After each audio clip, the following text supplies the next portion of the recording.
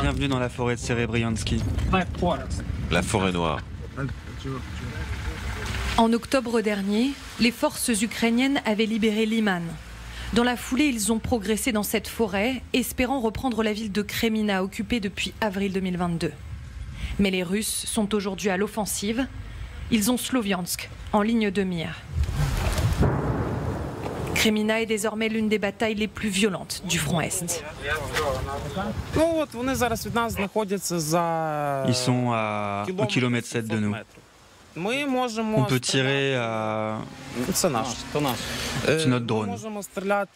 On peut tirer bien plus loin que 2 km. Sur cette partie du front, les Russes n'ont progressé que de 500 mètres en 2 mois. Mais ils maintiennent une pression constante.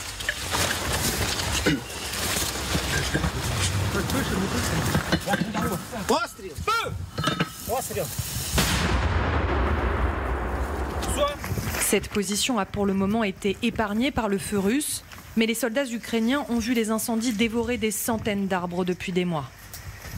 Plus la forêt brûle, plus c'est difficile pour nous de respirer. À cause du feu, on ne peut pas atteindre nos positions.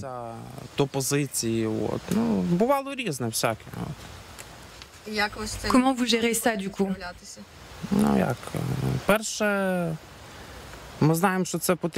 Disons qu'on sait qu'on doit le faire pour la victoire. On met de côté nos doutes, nos peurs, et on le fait, tout simplement. Pour protéger notre terre. S'ils ne peuvent pas obtenir un truc, ils brûlent la terre. C'est toujours comme ça, c'est des barbares. Une politique de destruction systématique de la forêt, notamment pour découvrir les positions ennemies. Nous sommes dans une toute petite parcelle de la forêt de Serebrianka qui a brûlé il y a 2 semaines à peine. Et si certaines de ces cimes sont encore vertes, tout au sol craquelle. Il n'y a plus que des cendres ici. Certains endroits du front de Kremina sont désormais inaccessibles à la presse en raison de l'intensité des combats. Les Russes viennent de frapper nos positions. On a essayé d'éteindre les incendies, mais on est trop peu. On a arrêté le feu principal, mais il y en a beaucoup trop qui brûlent encore.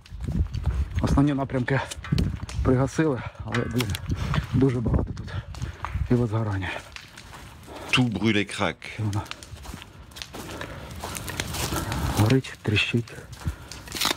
La terre est blessée. La terre pleure à cause de tout ça. Ces vidéos nous ont été transmises par un soldat qui a depuis été grièvement blessé. Voilà comment ces enculés détruisent la forêt.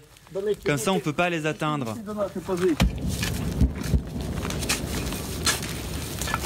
Hors caméra, les soldats nous l'affirment, ce front est un enfer sur terre.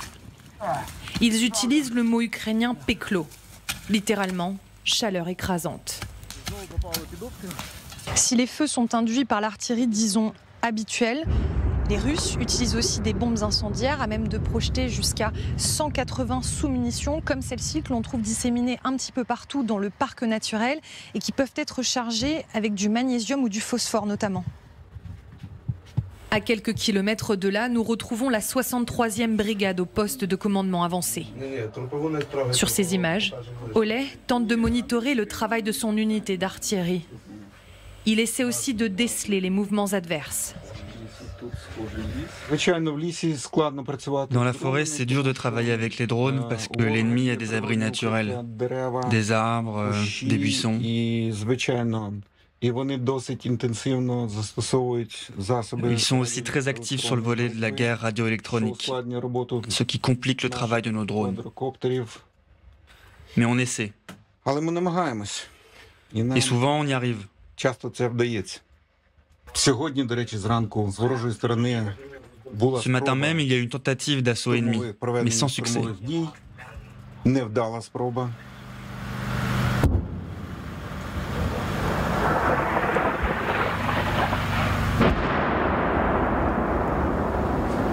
Ça, c'est notre contre-batterie qui a commencé. On a trouvé d'où ils tirent et on réplique. Le commandant de ce bataillon dirige ses hommes depuis plus de 4 mois sur ce front. Nazar le sait, ils font face à des repris de justice russes comme les Storm Z, mais aussi à des brigades bien plus expérimentées. Si je vous disais qu'on avait que des guignols à la tâche en face et qui n'étaient pas efficaces, je mentirais. Tu ne peux pas sous-estimer l'ennemi. Au-delà de l'adversaire, l'environnement lui-même se transforme parfois en casse-tête. C'est dur du point de vue de l'organisation, de l'acheminement logistique, de l'évacuation, c'est dur. Si on devait comparer à une ville comme Bakhmout, où on s'est battu, on avait des bâtiments, des abris en béton, et ça nous permettait de nous protéger de l'artillerie adverse, entre autres.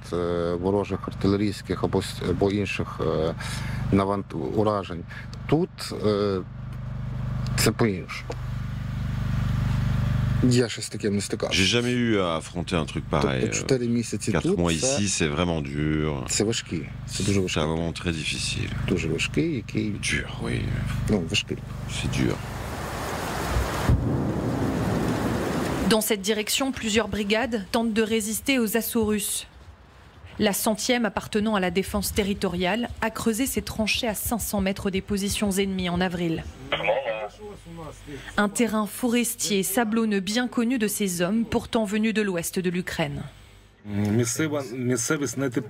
Ici, la topographie n'est pas typique du Donbass, région des steppes et de la densité urbaine. Ici, on est dans la forêt, comme chez nous en Volhynie, et ça nous aide vachement. Oui, on peut le dire, on est comme à la maison. La forêt pour nos gars, c'est comme dans cette chanson locale. La forêt est notre père, la nuit noire est notre mère. C'est la chanson des tirailleurs de Volhynie. Ce chant écrit pendant la Première Guerre mondiale a connu un second souffle au lendemain de l'invasion russe.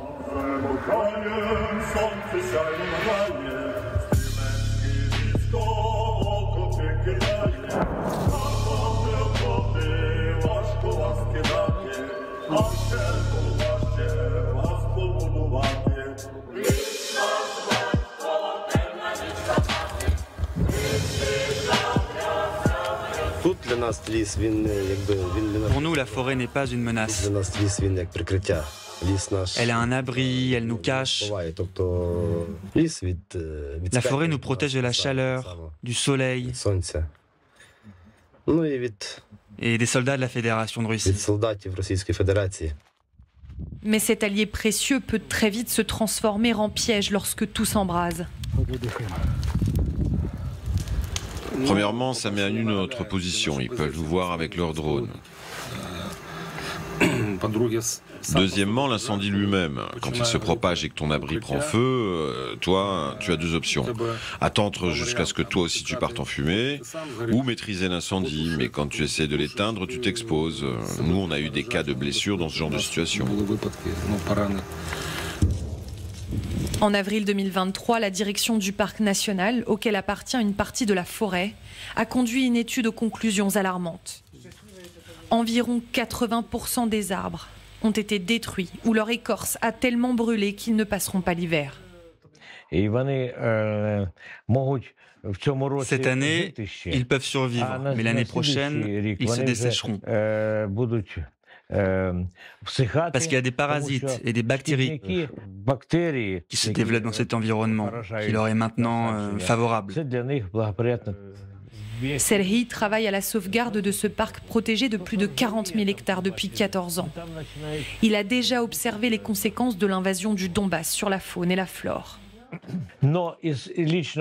J'ai ma propre expérience de la guerre de 2014. Quand on est revenu sur les lieux de combat à Yampil, là où un grade était tombé 4 ou 5 ans plus tôt, eh bien, sur ce bout de terre, même l'herbe n'avait pas repoussé. C'était pas seulement les poumons du Donbass, c'était aussi les poumons de l'Ukraine. C'est un écocide, ouais. L'invasion russe a conduit à la destruction de l'un des écosystèmes les plus riches d'Europe. Après 9 ans, là où la terre s'est convertie en front, où la nature s'est muée en champ de bataille, le vivant a peut-être atteint les limites de sa résilience. Voilà, ce magnifique reportage dans l'Est de nos équipes sur le terrain, à côté de cette forêt de Kreminna. On va retrouver Mélina Huet, vous êtes notre envoyée spéciale. Mélina, dans le Donbass, c'est justement votre reportage que l'on vient de voir ici. Mélina, comment est-ce que vous vous êtes penchée sur cette forêt de Kreminna? Comment est-ce que vous avez commencé à vous y intéresser?